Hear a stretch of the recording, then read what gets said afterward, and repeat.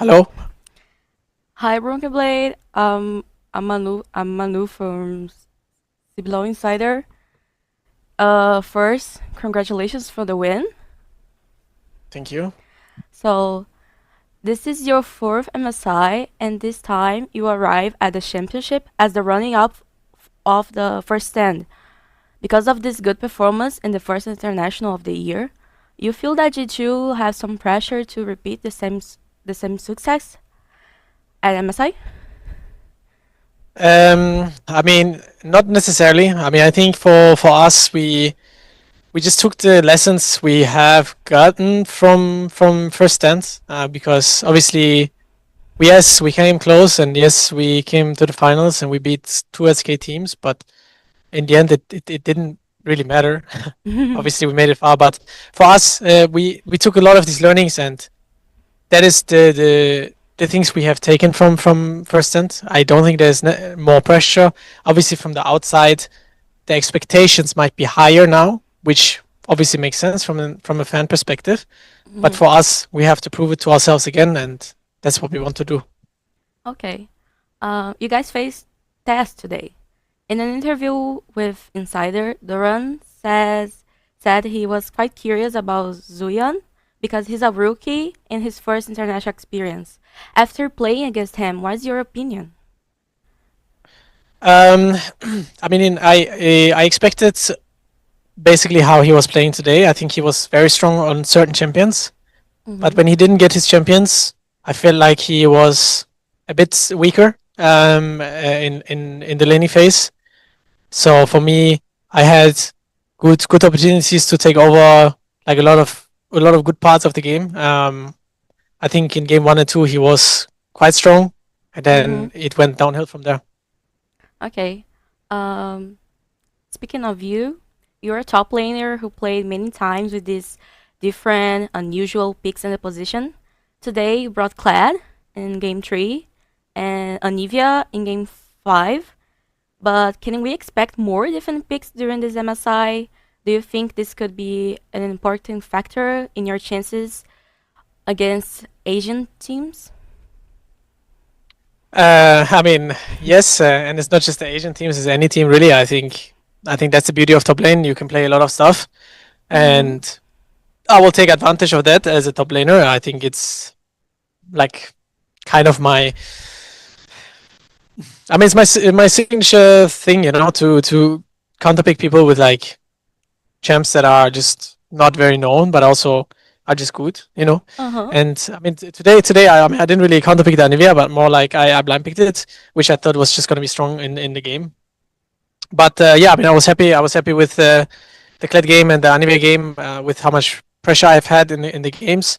So to me, I mean, you can always expect for me from my side to be playing different champions or weird champions. Okay. We speak about top lane. So the top side in this MSI is very competitive. Considering all the names in that position, what do you consider to be your strengths that sets you apart from the others? My strength is that I'm very versatile in terms of how I play the game and I view the game. I think my advantage is that I do play more champions than the international top laners that are here. Mm-hmm. Um, and yeah, I would say that is the biggest advantage I have. Okay. Is there a top laner you would like to face during this MSI?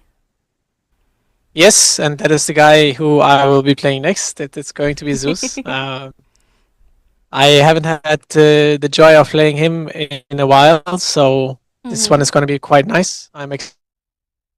Great performance. Uh-huh.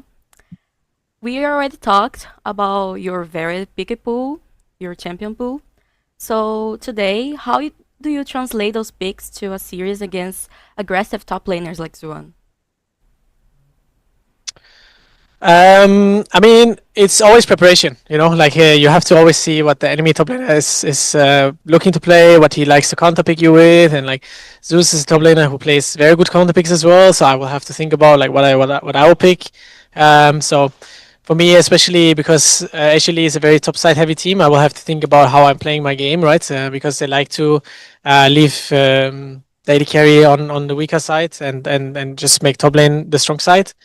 So I will have to think a lot about what I want to do against that. Today you face an LPL team, and it's quite common for those teams to have a fast-paced and very aggressive playstyle. And G2 in the first 2 games seems to have difficulty responding to that playstyle. What is the adaptation you have to make that series? I mean, we noticed we got very far behind very quick in the games, and also we were lacking a little bit of pressure in the game. So we decided to switch things up. We had a bit more pressure in the other games, and we started having a lot easier game plans, a lot more simpler. Like, hey, let's just do this. Like, hey, let's contest this. I do think in the first game we were, in the second game we were a bit nervous in how we were playing the game, a bit too rushed, and I think we did much better in the game 3 and onwards. There is much debate about whether G2 absolute dominance in the LEC is a blessing or curse. Do you believe that the lack of competition that pushes G2 to the limits in LEC and is up taking its 2 international championships where the level of demand is much higher than usual?